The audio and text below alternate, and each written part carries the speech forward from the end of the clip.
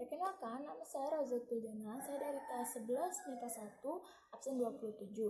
Di sini saya akan menanggapi video dari yang diberikan oleh guru ekonomi saya atau Bu Madu.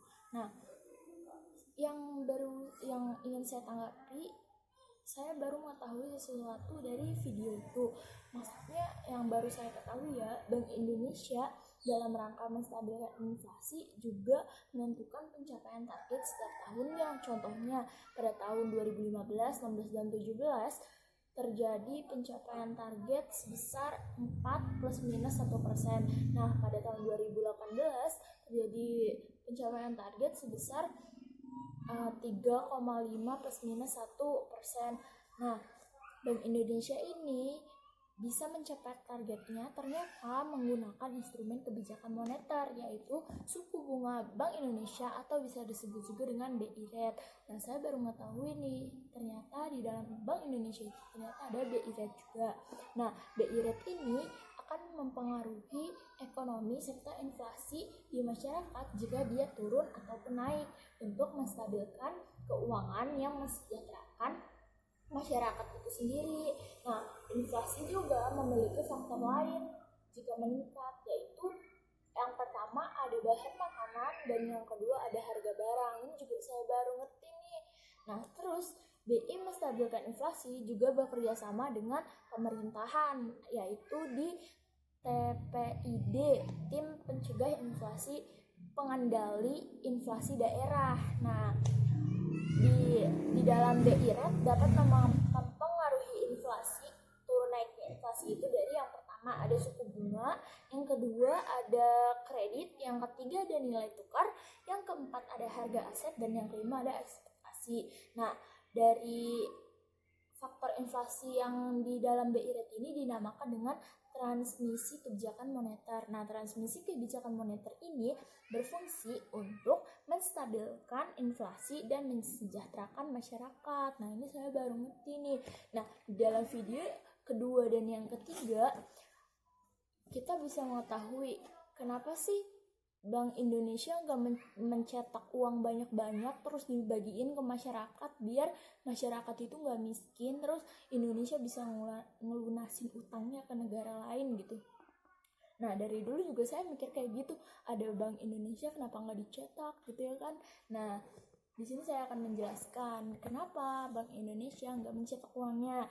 Nah, karena jika Bank Indonesia mencetak uangnya banyak-banyak dan membagikan ke masyarakat, akan terjadi inflasi atau fenomena kenaikan harga barang atau penurunan nilai uang yang sebagai alat tukar. Misalkan Bank Indonesia membagikan uangnya ke masyarakat, pasti masyarakat akan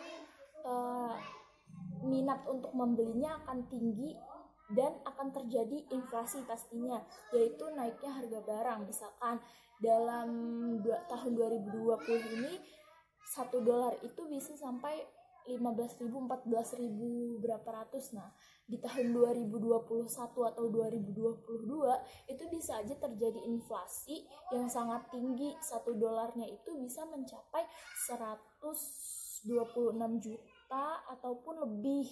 Nah, itu jika Bank Indonesia mencetak uang banyak-banyak terus dibagiin ke masyarakat. Padahal mah harusnya berdampak baik ya. Ini yang saya tahu dan yang baru saya ketahui, ternyata itu sangat berdampak buruk bagi negara yang mencetak uangnya. Nah, jika permintaan barang naik tapi persediaan barang masih sama atau tidak naik, maka harga barang cenderung naik. Nah, inflasi juga akan terjadi pastinya. Contohnya kayak kita membeli buah mangga. Nah, buah mangganya itu banyak banget diproduksiinnya. Pasti nilai barangnya akan menurun, kayak satu kilonya bisa 10.000 karena banyak, atau mungkin bisa sampai 7.000 atau 8.000. Tapi kalau misalkan nggak musim mangga nih, tapi ada mangganya, ada yang jual, pasti nilai mangganya akan naik. Seperti contohnya sekilonya bisa sampai 25-35.000. Nah, itulah kenapa Bank Indonesia enggak mencetak uang banyak-banyak dan dibagiin ke masyarakat karena ada dampak buruknya, yaitu terjadinya inflasi yang sangat meningkat. Tidak ada pembagian cetakan uang aja, banyak banget inflasi yang terjadi, apalagi saat menjelang lebaran pada saat buka tangan. Nah, jadi itulah alasan Bank Indonesia.